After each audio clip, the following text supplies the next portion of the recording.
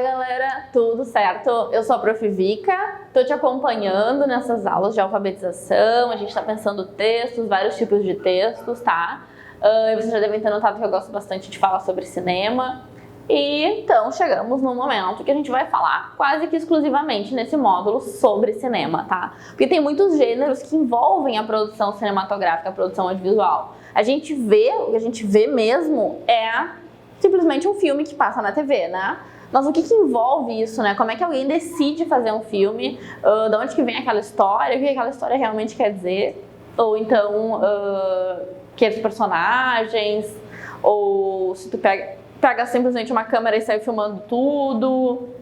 Ou se tu corta os pedacinhos, tá? Vamos falar sobre tudo isso e entender, né, a sinopse, né, o texto resumo do filme, entender as críticas, as resenhas, o roteiro, tudo isso, tudo que eu falei são gêneros textuais que dizem respeito ao cinema, tá? Então aqui, gente, o cinema, né? O cinema, ele é uma arte, tá? Ele, assim como a literatura, que eu já falei pra vocês, ele é uma forma de expressão artística, uma forma de expressão estética, uma forma de expressar o que se sente. Só que ele é expresso de uma forma um pouco diferente, né? Ele é expresso de uma forma que a gente chama de audiovisual, tá? Então tu vai ter a visão e a audição também, que são coisas que tu não tem na literatura, né? Ou então tu vai ter talvez nos quadrinhos o visual, mas aí tu não tem o áudio. Então a gente vai ter uma série de diferenças aqui. A literatura, ela não é uma narrativa audiovisual, embora ela possa ser, né? Enfim, tá? Muito fluido esses limites hoje em dia, mas a ideia é que a gente perceba um pouquinho a diferença, né? Então, a literatura, ela é uma narrativa, ela é uma história escrita, enquanto que aqui a gente tem uma história contada, vista, ouvida, né? O que é importante a gente se ligar é aquela parte de um roteiro, tá? A parte de um roteiro, de um texto escrito. Como se fosse um romance, como se fosse uma história, só que é um roteiro. O roteiro, ele, diferentemente do romance, ele tem a intenção de dizer mais as falas dos personagens, como esses personagens vão se organizar, né, apresentar esse personagem. Ele é um texto um pouco mais técnico, talvez, do que um romance, tá? Então ele parte de um roteiro, os atores leem, o diretor lê, ou às vezes o diretor também é roteirista, né? Então ele escreve o roteiro e filma depois. Às vezes é uma pessoa que escreve o roteiro, outra pessoa que filma, né, que dirige. Tem os atores que também leem o roteiro. Então é um texto de referência para todo mundo, tá?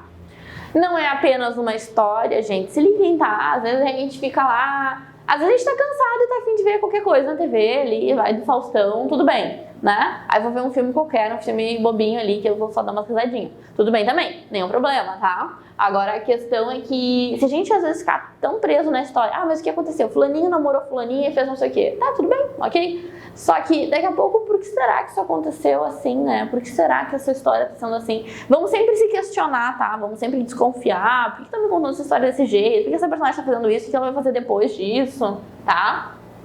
E uma coisa que é interessante a gente pensar do cinema, que também pode ser pensado para a literatura, é que pode ser ficcional ou não ficcional. Real, né? Eu botei a palavra real aqui, mas a gente tem muitas camadas de realidade, né? Então quer dizer assim, eu posso inventar Mariazinha e Paulinho se encontraram e foram passear na floresta. Quando Joaninha chegou e disse: Mariazinha, você está linda hoje, tá? A história que eu acabei de inventar. Mariazinha, Paulinho e Joaninha, não sei quem são, acabei de inventar. Mas eu posso também contar pra vocês a minha história. Eu sou a professora Vika, eu sou professora de literatura, eu gosto de dar aula. Isso tudo também é uma história. Eu também posso fazer um filme sobre a minha própria vida, se eu quiser, tá? Então entender que pode ter um âmbito de real e um âmbito de ficcional. Isso pode se cruzar, em vários momentos se cruza, tá? Então aqui, o que analisar num texto cinematográfico, né, num filme? Bom, a história, claro, né? Vamos ver. Bom, sobre o que é esse filme, que história que ele tá me contando, o que ele quer me dizer? As ações, os personagens, tá? Entender que as ações num filme, elas ocorrem muito ligadas às cenas, né? Então, tem uma cena que acontece aqui, e aí a gente quase nem percebe, né? Mas se vocês forem assistir qualquer filme, se liguem no momento em que de uma cena passa para outra, o que acontece nesse filme, né? Porque o filme, ele não é um plano sequência, né? Ele não é uma continuidade infinita, ele tem edição, tá? Então, tem aqui duas pessoas conversando, corta essa cena, passa para outra cena, assim como no teatro, né? Só que no teatro é bem mais visual pra gente, né? Tem duas pessoas conversando aqui, daí apaga a luz aqui, muda pra lá, muda o cenário, vai pra lá as coisas acontecendo, né? As pessoas usam muito mais o espaço do palco. Enquanto que no cinema, esse espaço, ele é mais específico, porque ele chega em ti por meio do olhar de uma coisa, né? Que não é o olhar de uma pessoa, claro, diretora, mas também de um certo equipamento, câmera. Eu já vou te falar um pouquinho mais sobre isso, tá? Então, assim, além de analisar história, ação, personagem, isso aqui tudo tem a ver com a literatura também, né? Narrativa. Olhar para fotografia, olhar para arte, né? As imagens que estão aparecendo, as cores. Nota aqui que nessa nossa aula, as cores que vocês estão vendo aqui na volta são pensadas pra gente ter um estúdio legal. Então, eles são pensados pra gente contar essa história aqui. Claro que eu não tô dizendo isso aqui é cinema necessariamente, tá? Mas tem uma organização cênica aqui, né? Tem uma televisão, um passador de slides, um computador, né? Pra que isso faça parte dessa minha narrativa aqui. Então, aqui tu tem cores, organização, objetos cênicos, tu tem a câmera e as suas escolhas, tá? Os enquadramentos. Gente, se liguem, tá? Falei pra vocês. Tem cena, corta outra cena e depois tem um processo de montagem disso tudo. O que vocês estão vendo é aquilo que o diretor, mas principalmente aquilo que a câmera viu. Nota, gente, que vocês estão me vendo aqui dentro de um quadrado, né? Agora, se eu fizer assim, eu sumi do enquadramento, vocês não estão mais me vendo, né? Então, nota como a câmera, o olhar de vocês está olhando diretamente para mim, né? Se eu mudar, se eu baixar a minha altura, ou se eu levantar bastante, talvez bom, acho que levantar não vai fazer diferença, né? Eu já sou baixinha. Mas aqui, olha lá, tu tá olhando ali, né? Tu tá vendo o enquadramento ali direitinho. Se eu mudar para cá, bom, a câmera decidiu olhar para outro lado. Então, tu não consegue mais ver o que está no slide. É assim no filme também. Agora eu decidi focar ali naquele outro casal que está ali no cantinho, que vai fazer alguma coisa ali secreta que tu não pode ver o que está acontecendo no outro canto, né? Olha como o cinema, ele brinca com a gente, né? Ele vai estar nos mostrando só o que deve ser visto. E aí, o que a gente faz? A gente desconfia do que o diretor está nos dizendo para olhar, por que ele está nos olhando só para cá, por que eu não consigo ver o resto, tá? Se liguem nisso. E o contexto, claro, né, gente? Todo texto, toda obra é a parte de um contexto, né? Então, quando esse filme foi feito, por que foi feito, que discussões estava querendo propor ali, que questões estavam acontecendo no mundo, no Brasil, neste momento, tá? E às vezes, aqui eu botei obra entre aspas, porque às vezes a gente pode pensar assim, tem um diretor tal lá que faz determinados filmes e ele pensa de um jeito parecido, tá? Que nem assim, quando eu vou ler um livro do Machado de Assis, se eu ler 2, talvez eu consiga relacionar melhor como ele faz determinadas coisas na obra dele, tá? Isso que eu quero dizer como obra. Mas a gente não precisa conhecer a obra de alguém pra tentar interpretar aquele filme, tá? Então aqui eu vou trabalhar com vocês um filme que eu gosto bastante, um filme brasileiro, que chama Que Horas Ela Volta, tá? Então, gente, o filme é Que Horas Ela Volta, da Ana Mailart, né, de 2015. É um filme brasileiro com a Regina Casé, tá, no papel principal, o papel da Val. Eu vou falar algumas coisinhas mais, assim, gerais do filme, tá? A história da Val, que é uma empregada doméstica, ela sai de sua cidade de origem, se não me engano era Pernambuco, e vai para São Paulo para tentar garantir uma vida melhor para sua filha, que ela deixa para trás. Em São Paulo, ela vai trabalhar na casa da dona Bárbara, tá, de seu Carlos, e vai acabar criando, então, o Fabinho, que tem mais ou menos a mesma idade da Jéssica. Vou falar só isso, tá? E a gente vai trabalhar aqui com as sinopses, tá? O que é sinopse? É simplesmente um resumo do filme, tá? Será que eu quero ver esse filme? Vou dar uma olhada aqui. A gente pode olhar o trailer, tá? Que é aquele pequeno resuminho visual, audiovisual também. Ou eu posso ler a sinopse, um textinho curtinho que vai me dar um resumo do filme. Ele supostamente deve ser neutro, tá? Assim, mais ou menos é o que acontece, né? Os acontecimentos. Então, apenas relatar a história.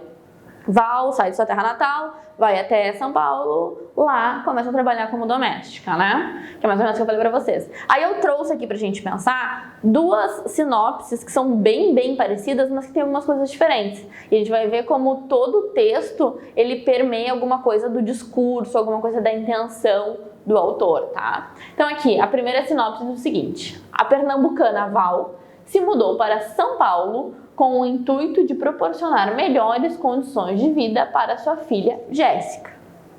É o que eu falei, né? Anos depois, a garota lhe telefona dizendo que quer ir para a cidade prestar vestibular. Isso eu não tinha falado para vocês, né?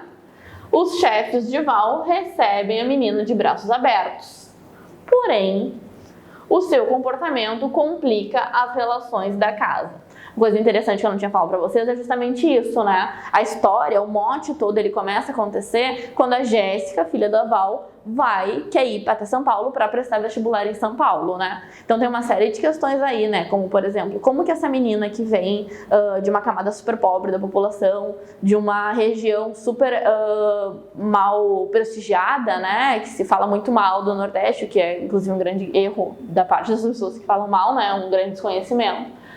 E ela vai com esse sonho, então, de prestar vestibular. E aí ela acaba ficando na casa dos patrões da Val e ela começa a interagir com esse espaço, tá? E aí, olha só que interessante que esse texto vai dizer, né? Os chefes de Val recebem a menina de braços abertos. Parece que eles estão super positivos, né? Super receptivos. Porém, o seu comportamento, o comportamento da Jéssica, no caso, complica as relações da casa. Olha como essa sinopse nos faz assumir que a culpa, né, ou a geradora do problema é a Jéssica, né? Olha que interessante. Será que é a Jéssica que gera esse problema, esse mal-estar? Vamos para a sinopse 2, tá? A pernambucana Val, Regina Casé, se mudou para São Paulo a fim de dar melhores condições de vida para sua filha Jéssica. Tudo igual, né? Com muito receio, ela deixou a menina no interior de Pernambuco para ser babá de Fabinho, morando integralmente na casa dos seus patrões, né? 13 anos depois, quando o menino, né, o nome do autor, Michel Joelces, vai prestar vestibular, Jéssica Camila Mardila lhe telefona pedindo ajuda para ir a São Paulo, no intuito de prestar a mesma prova, né? Então, olha só, essa sinopse coloca o Fabinho e a Jéssica quase que em oposição, né? Duas crianças, uma que ela é mãe biológica e que ela precisou deixar para trás para conseguir dar condições de vida para essa criança, e outro que ela assumiu quase que uma maternidade, né? Até para quem não viu o filme, é super interessante pensar essas relações, né? Como a Val, ela ocupa muito mais um papel afetivo na vida do Fabinho, esse outro personagem, do que a própria mãe, né? Interessante. Aí o que vai dizer? Os chefes de Val recebem a menina de braços abertos, de novo parece que eles estão super receptivos, só que quando ela deixa de seguir certo protocolo, a Jéssica, ela deixa de seguir um protocolo, né? Existiam regras ali que tinham sido impostas, né? E ela começa a circular, na verdade, toda a história, né? Toda a narrativa, ela circula livremente pelos espaços. Sempre respeitando, mas nunca se reduzindo, né? Nunca se inferiorizando. Tem, inclusive, um momento que...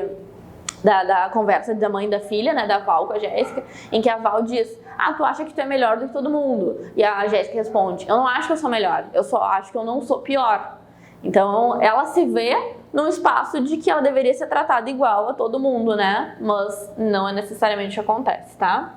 E aí, circulando livremente, como não deveria, a situação se complica, né? Então, o que acontece? Em vários momentos da narrativa, se percebe que a Bárbara, a dona Bárbara, que é a patroa da Val, ela diz, por exemplo, né, que a Val é quase da família. Então, tu deveria tratar uma pessoa que é quase da sua família, ou que é da tua família, bem, né? E não escolher determinados espaços sociais para ela estar, não escolher determinadas funções para ela estar, tá?